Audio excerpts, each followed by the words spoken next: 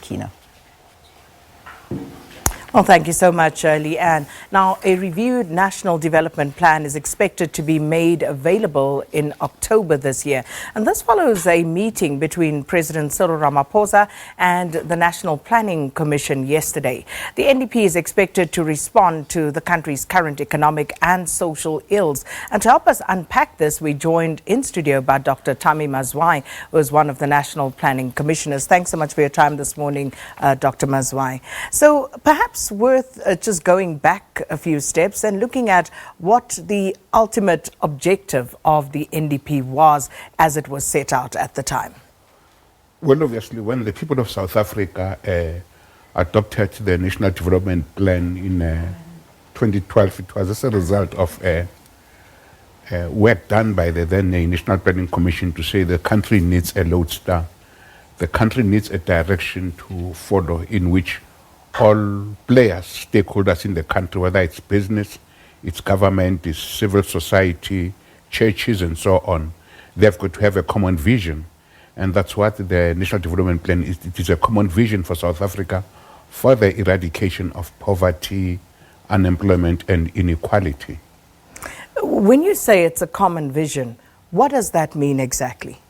It means that all of us as South Africans, we've got to look to a common future. We've got to look to a future free of marginalization, a future free of poverty, a future that is free of people standing in street corners begging for alms, a future in which children are guaranteed a proper education until they go to tertiary level, a future in which people have got access to health facilities.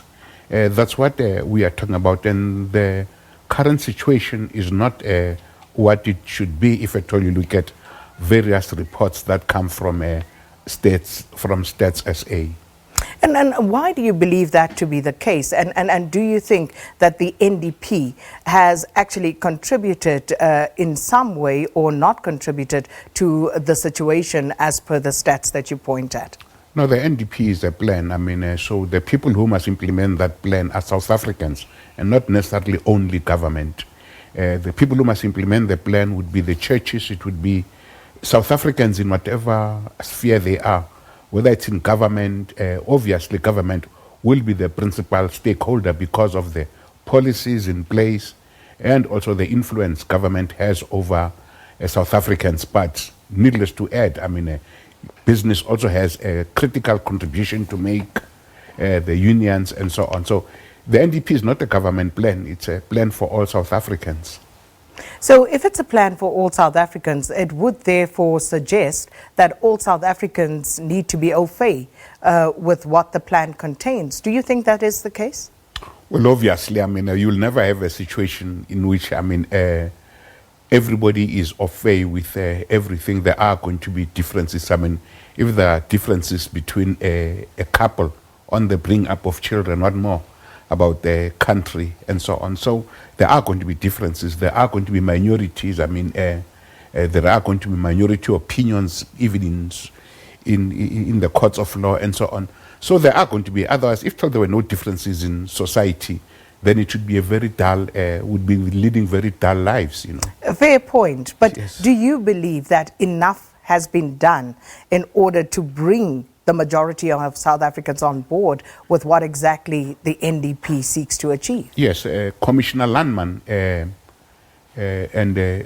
Commissioner Pulane and several other commissioners were part of an evaluation panel that looked at the implementation of the national development plan across society and across sectors and disciplines, and that report will be released in the next 2 weeks or so. And it found that, I mean, that in the area of politics, particularly in terms of civil society, in terms of active citizenry, were doing very well. South Africans are very robust in holding each other to account. But in terms of economic development, the evaluation found that they were still far behind meeting the targets of the National Development Plan. And then in terms of education, the situation was even not so encouraging, because it found that in some areas progress has been made, and then in some areas there were still a lot of problems. So there is progress and there are problems. And that is natural at the end of the day, because it's human beings that we are talking about. Some of them are going to be very enthusiastic in doing things, and some of them are just going to say, well, I've got a job and I'm okay, and so on. So now what we talked about with the president yesterday was to say, how do we accelerate the implementation of the NDP? How do we identify the gaps? So last week, 2 weeks ago, we had a colloquium at the University of Johannesburg in which we tried to address what the gaps were. For instance, the NDP has not been very vocal on gender issues. It has not been very vocal on youth dynamics. It has not been very vocal on issues affecting people with disability, and it was also too generalized. So right now, as the National Planning Commission, we now have, a broken, when it comes to economic development, we now have a specific work stream that deals with the township economy, because you cannot just, believe that the general government policies are going to make a difference in the lives of people in the townships and the rural areas. So you need specific interventions in those areas. So we have had an initiative that deals with the township economy. We have had an initiative led by Professor Taylor that deals with the social wage, the whole issue of housing, the whole issue of health, and the whole issue of education. And then Commissioner Bannister has been dealing with the whole issue of spatial apartheid. It's quite evident that the geographic apartheid that we inherited in 1994 is still alive and kicking. And so we have got to put in strategies as to how do you have a situation, why do you continue to have a situation in which the areas that were privileged before 1994 are still privileged up till to this day? And what about the areas like the townships, which really have been underprivileged? To what extent are we going to have policies that accelerate development in those areas? And that is led by Commissioner Bannister. So there is work being done. And then on the area of youth, we've got Commissioner Tessa Dooms, who is really a month ago, she had a round table on youth transitions. So how do we look at a situation in which over 50% of our youth is unemployed? What strategies can be put in place to transition them into a better future? So we had that. So part of what the president was talking about yesterday says, as part of the review, the NPC will investigate the capacity and the capability of the state to measure implementation of the NDP. So just in terms of that, already you're highlighting an issue once again of measuring the efficacy of that implementation. But how would you assess the NDP and how it's fared since inception? Well, fortunately, I lead that work stream on the active citizenry and a capable state. We have had various round tables. You measure comes in various formats. One, it's on engagements with members of the public, with specific stakeholders like SARS, the NPA, and so on, which we have done. And two, it's through, looking at the indicators that we have designed to measure whether certain things are happening or not happening. 2 years ago, we were looking at the whole question of the policing, as to what extent does the public have confidence in our police force, and secondly, to what extent can we trust some of the figures that come from the police. And the third point is, to what extent, at how high is the conviction rate? Because we really found that on assessing that the the conviction rates are very low. So now then we, of course, then we engage the specific stakeholders in that regard, and we also talk to and we also talk to communities.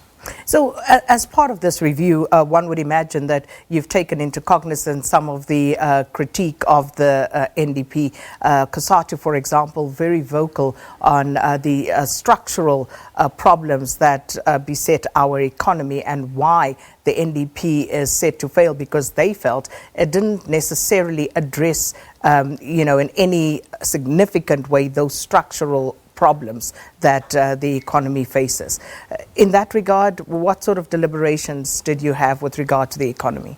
When we had the review of the National Development Plan 2 weeks ago, we invited COSATU, we invited the labor movement to really come and engage with us on the basis of the review. We invited business, and we invited all others. I mean, about 200 people came, and we engaged on that. But what you have also got to take into account that the objections from COSATU and the SACP are by and large ideological. And I think that the world has progressed where you no longer have, where economies cannot really be based on ideology. They've got to be based on the reality on the ground to address specific issues than really be generalistic. Now let us talk. I mean, in terms of the restructuring of the economy. In the past, it was very easy to nationalize to nationalize institutions. Today, you can't do that. You can't do that without repercussions from the global economy. And unfortunately, the global economy has an influence in every nook and corner of the economy. Even China, the People's Republic of China, they have moved away from rigid socialism, are now much more market-orientated than even some of the Western countries. So the reality is that when you have got to address any restructuring, you have got to take into account what are the realities on the ground, which areas must you attend to, and so on. And what I must add in all, lastly, is that COSATU, I mean, by and large, we're not very happy with the focus on small business that the NDP has. And our unions are not in love with small business because they are used to getting into agreements with big business employing 1,500 workers, a small business employing 2 workers. What type of recognition agreement can you have? Because the relationship between the owner of the small business and the 2 employees is too cordial for you to really now have some sort of term of a wage agreement and so on. So those are the complex. The economy has become much more complex than it was 20 years ago. But even then, if you look at the Asian tigers, you talk about the ideological differences, and you look at how those Asian tigers actually turned around their economic fortunes. As you say, the communist socialist mode of development may perhaps not be, what it was maybe 40, 50 years ago in terms of people's ideological perception of it. However, looking at the South African situation, where are we with regard to turning around our fortunes as the Asian tigers may have done? One would imagine that education would have been key to that. And looking at the share that education gets from our budget, where are we going wrong? And does the plan sufficiently address this matter? Yes, I just told you now that Commissioner Landman, Mulokwane, and 3 others were in charge of a process that evaluated the implementation of the National Development Plan. And there were gaps. And there were some progress that was made in some areas. Now what we've got to do as a country is to understand why those gaps were. That's what the review is about. And what is got to be done about those gaps.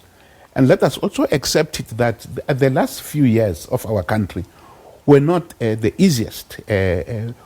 were not one of the easiest. There were tremendous challenges that faced us as a country, just as much as there were challenges that faced the East Asian countries, the Asian countries, the South Americans. I mean, human development is not a roller coaster ride. There are going to be challenges that come because human beings are human beings. Some of them will take advantage of situations and some of them will play along and so on. So even when you talk about Malaysia, Singapore, the People's Republic of China, they had specific challenges on the ground. And it was not a question of 5 years, 10 years, everything was kosher. It took decades for them to be where they are.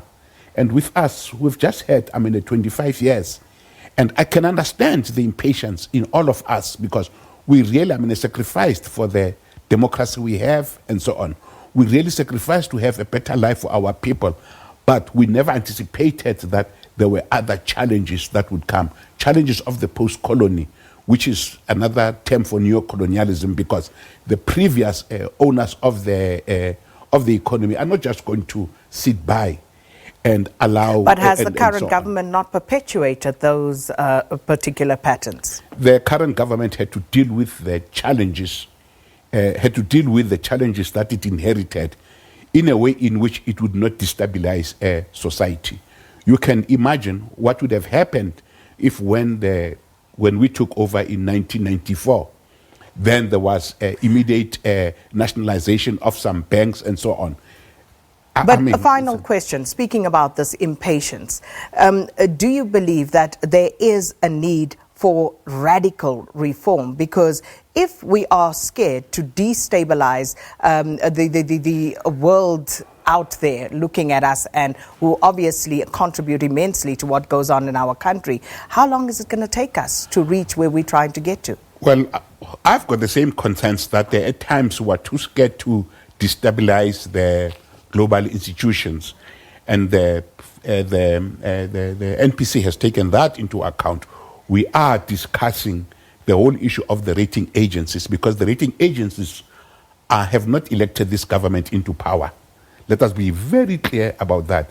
It is the people that have elected this government into power. So this government now has. So we have expressed our concern that we must still keep on talking about the rating agencies, will they approve or not approve and so on. We expect our government to listen to what the voters want and take those tough decisions that other governments have taken.